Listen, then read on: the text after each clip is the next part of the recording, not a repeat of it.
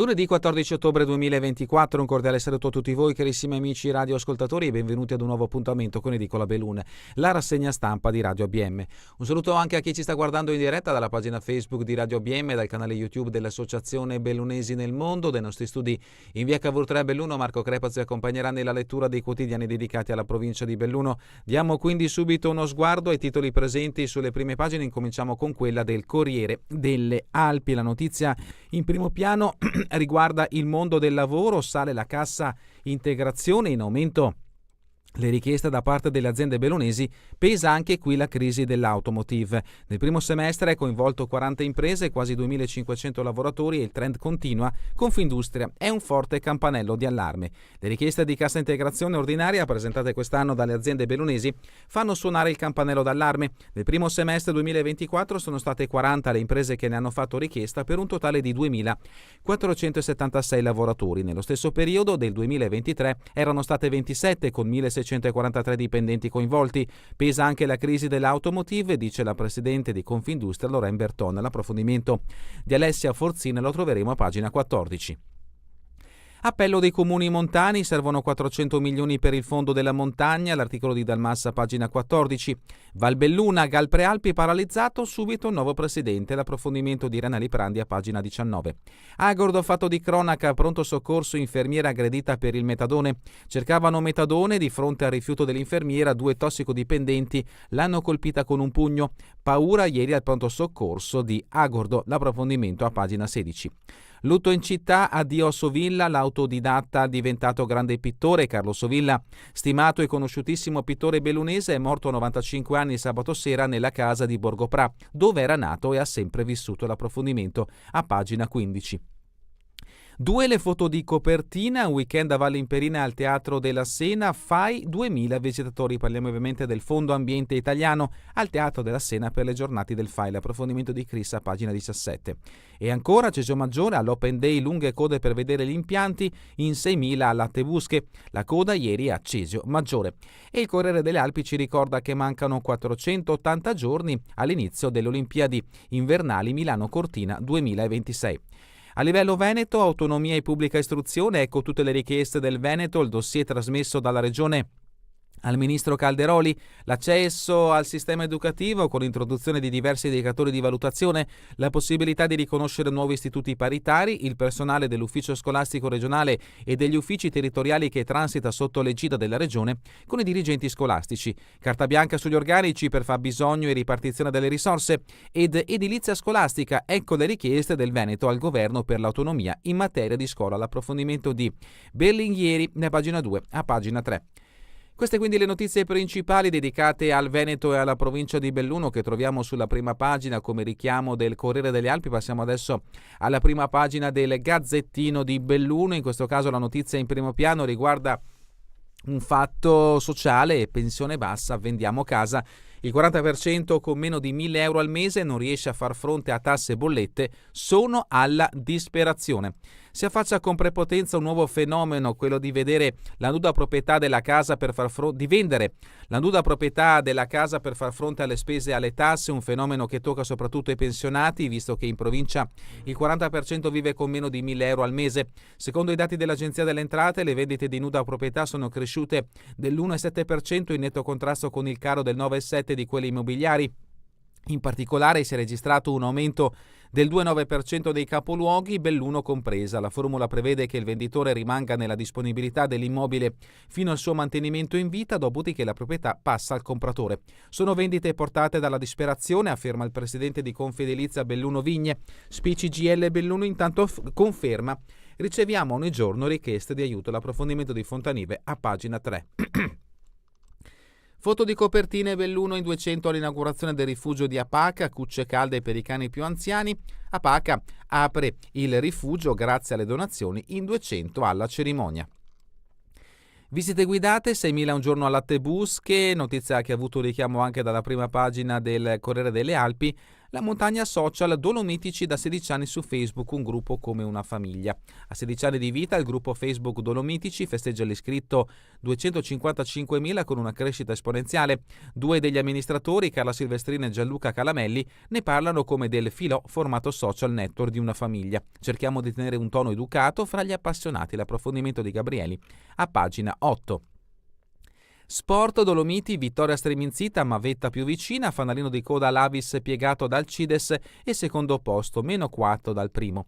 Rugby, la Serie B inizia la grande per il Feltre, sconfitta a Villa Montalbán per il Belluno. E ancora eccellenza, domenica nera per il Borgo e per il Cavarzano travolto a Sedico dalla capolista. Calcio, Lentiai perde partita e primato e Pedavena Ganj a Sois.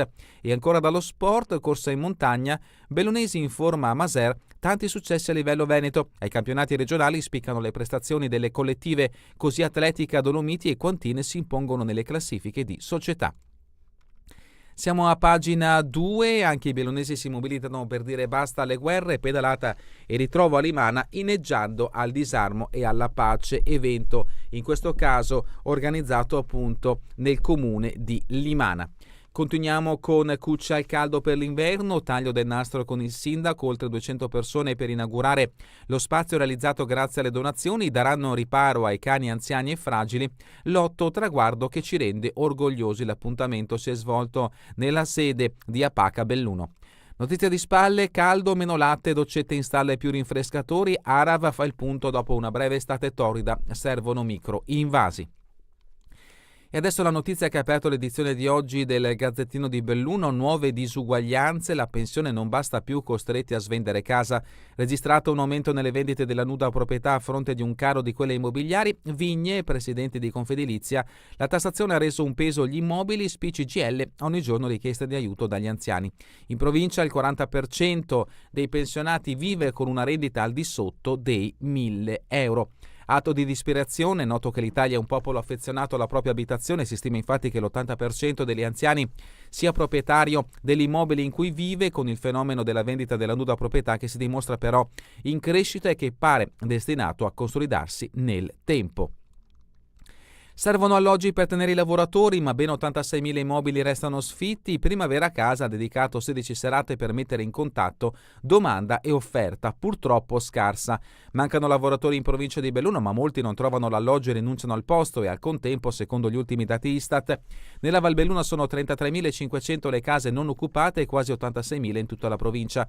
Accompagnare i proprietari nel processo per riqualificare abitazioni non utilizzate e riaprirle per l'affitto residenziale o turistico è stata la missione in primis culturale del progetto Primavera Casa, partito nella primavera 2023 e che sta per arrivare al termine con dei numeri interessanti.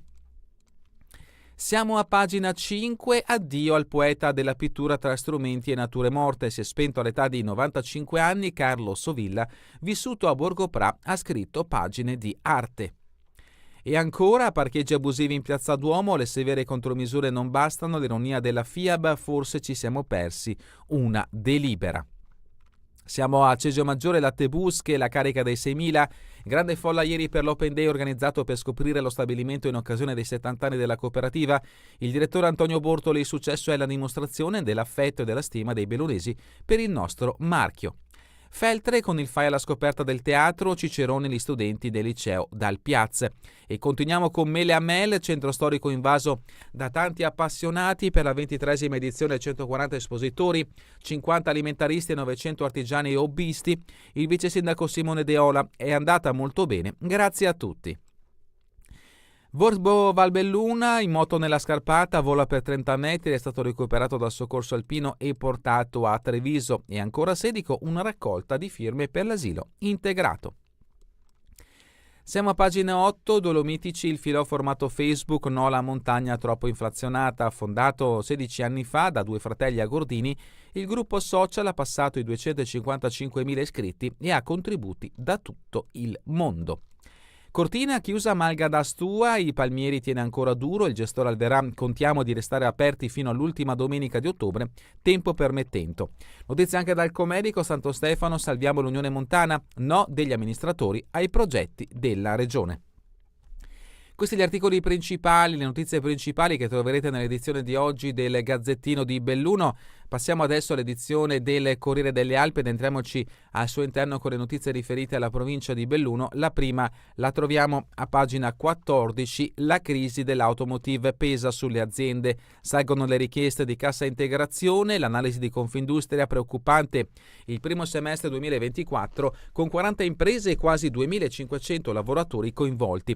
La Presidente Loren Bertoni invoca misure e snellire le procedure sui crediti d'imposta. Le nostre realtà sono resilienti, ma questo è un forte campanello di allarme.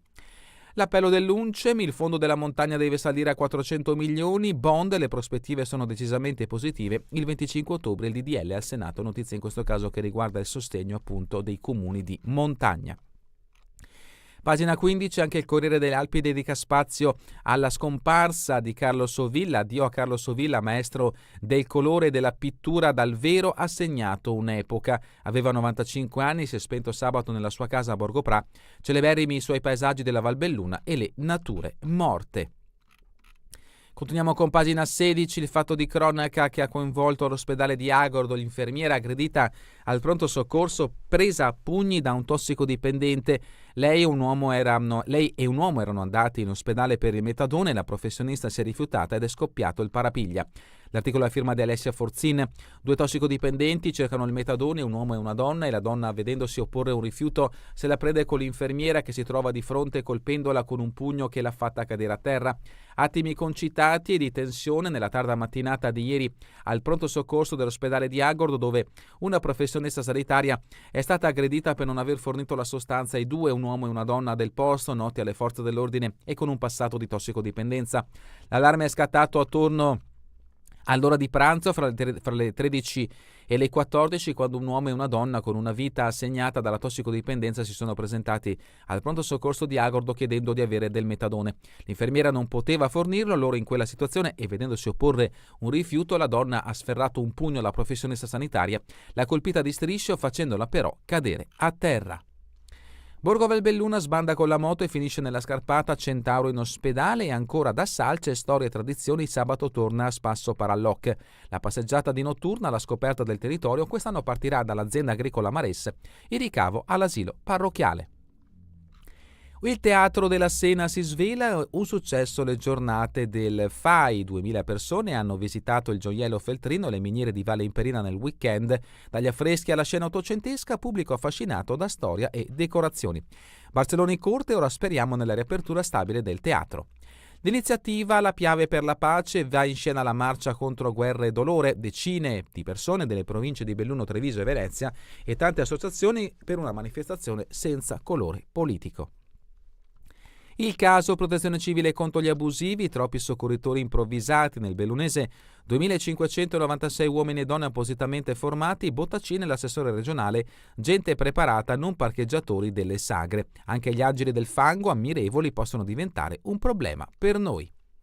Politica, Gal Prealpi ancora in stand-by, serve un nuovo presidente. Dopo la sconfitta a Limana, De Zanetta e Gallina assenti in tutti e 7 i direttivi, operatività azzoppata. Il nome più gettonato è quello di Serenella Bogana. Un anno fa l'elezione tra le polemiche, dove 13 soci privati non parteciparono. Open Day Latte Busche con 6.100 visitatori, lunghe file per vedere impianti e produzione. Il presidente Decet, un risultato straordinario nel giro privilegiata alla parte rinnovata dello stabilimento. E ancora Castagna Regina Pedavena, ma c'è spazio per moda e motori. Fiera di Ognissanti a Fonzaso, quest'anno segnali di ripresa.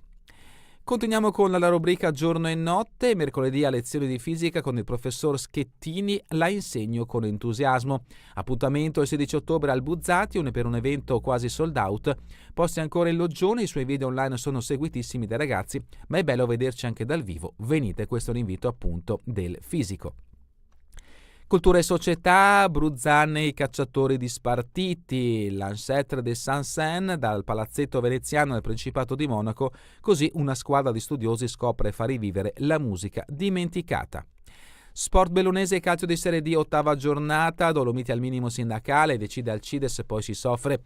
I bellunesi portano a casa il risultato, ma il Lavis non regala nulla fino all'ultimo minuto, secondo posto in condominio. Molte le occasioni sia con Diallo che con Marangon, che prende la traversa, ripresa con i brividi, il portiere gialloblu nega per 2 volte la rete ai trentini. E continuiamo con lo sport bellunese, siamo a pagina 26, calcio di Serie D, altro approfondimento, mister Zanini, stagione difficile, il bottino pieno pesava già molto. Calcio di eccellenza, il Cavarzano cede la capolista dopo il poker fatale del Borgoricco. Calcio di promozione, il gol di De Martini fa volare l'Alpago che poi rischia la beffa nel recupero. Prima categoria, Lentiaia di Olaveta contro la Cisonese, il gol di Accon vale poco. Pattaro in extremis, lo Schiara raccoglie un punto pesante e Fioribarp vola. A paese decidono Fumei e Spencer. Ancora calcio, big match a Pedavena che raggiunge il Sois in vetta, parliamo del campo del Gemelle, Tris Sospirolese, ancora pari di Comelico San Vittore, cade la Plavis. Calcio terza categoria, ribaltone in vetta, 8 gol e primato per l'Alpescesio. Campionato CSI e Carnico, KO dei Giardini Roe sotto Castello a +5 sulle seconde. Calcio giovanile under 16, 5 squilli della Dolomiti a Vittorio Veneto, e ancora dal calcio giovanile under 14, la Dolomiti esagera e ne fa 9 a Vedelago. Cambiamo sport, pagina 35 del Corriere delle Alpi, rugby Serie B, Belluno in rincorsa e disciplinato, il Mirano dell'ex Naggi porta a casa la vittoria. Ancora rugby, Serie B, Feltre, esordio col botto, piegata la Castellana. Pallavolo Coppa del Veneto, basta un'ora alla SB, travolta Lupi di Costa e passaggio del turno. Basket, Serie DR1, 2 errori di troppo decisivi per il Feltre contro il Breganze. E ancora basket, Serie C femminile, Marsinelle Valbelluna avanti tutta con il Garda e ancora vittoria. Sport, notizia di spalle, la mezza maratona, Filippo Bortoluzzi al 6° posto fra i 1800 atleti al via a Treviso. Motociclismo Superbike, Bassani va a punti, all'Estoril è 10° in gara 2. Podismo, Mosena e De Simò i più bravi sulla passerella di Igne, corsa in montagna, campionati regionali, Atletica Dolomiti e GS Quantin super negli individuali e tra le società. Pallamano Serie A Silver, un inizio positivo, non molliamo mai, al Belluno serve questa mentalità. Hockey Under 19, Cortina Alle che fa il suo derby, troppo forte per Zoldo Padovana. E terminiamo con le previsioni del tempo in Veneto per la giornata di domani. Cielo in montagna, poco nuvoloso con spazi di sereno anche ampi, nelle valli e soprattutto in pianura da parzialmente nuvoloso a poco nuvoloso con parziale riduzione della visibilità e alcuni addensamenti di nubi basse nelle prime ore in successivo diradamento. È davvero tutto per questa edizione di Edicola Belluno. Vi ricordo che torneremo in replica questa sera via streaming alle 20, domani mattina all'1, ora locale italiana. A voi tutti un buon proseguimento di giornata in compagnia come sempre di Radio ABM, la web radio dell'Associazione Bellunesi nel Mondo.